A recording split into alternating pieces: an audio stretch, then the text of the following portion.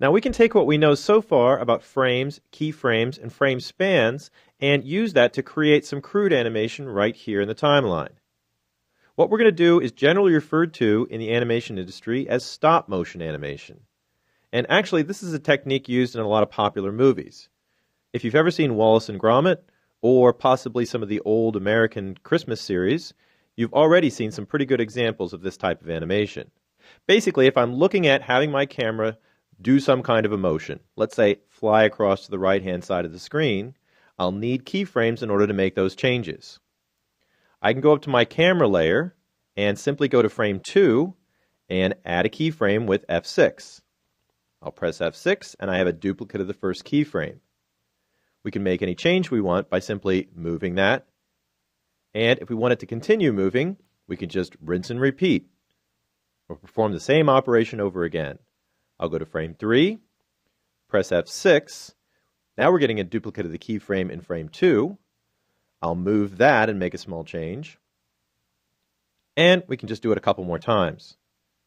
F6, a little movement, and F6, a little more movement. Now, this is effective.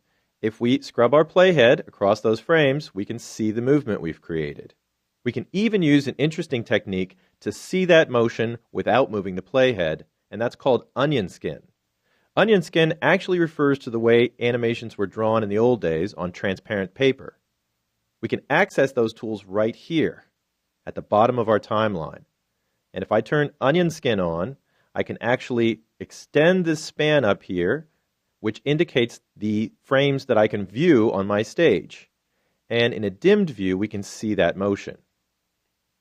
Now, this type of animation is effective if you're doing some kind of flipbook type of animation, but for just moving the camera across the screen, it's not very efficient.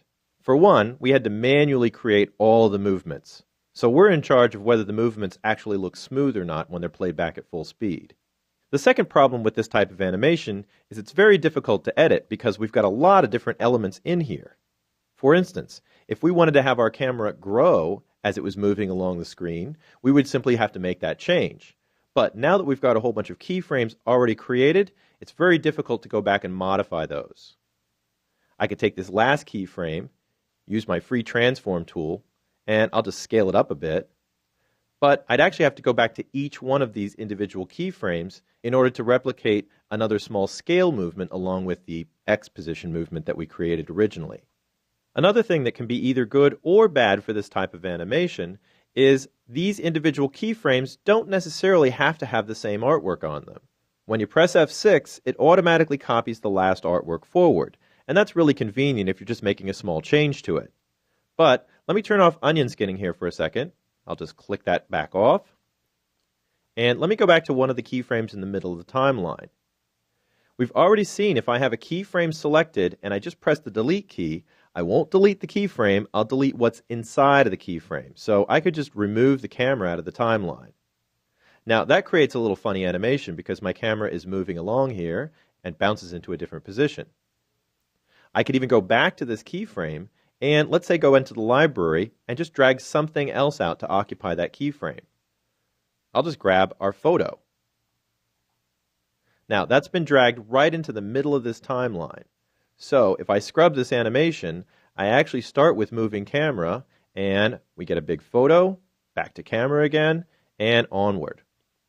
Now if that's what you intended, that's okay, but you can see there's a lot of room for error in here. What we're going to find out in the next chapter is that we've got much better techniques to actually create this style of animation. But this does explain very clearly how to use keyframes and how to manipulate the contents of keyframes. Now, if you're going to be continuing on, we want to set this file up so it's ready for the next chapter. And in that chapter, we don't need any of these additional keyframes we've created. So I'm just going to select all the keyframes in our camera icon layer except the first one.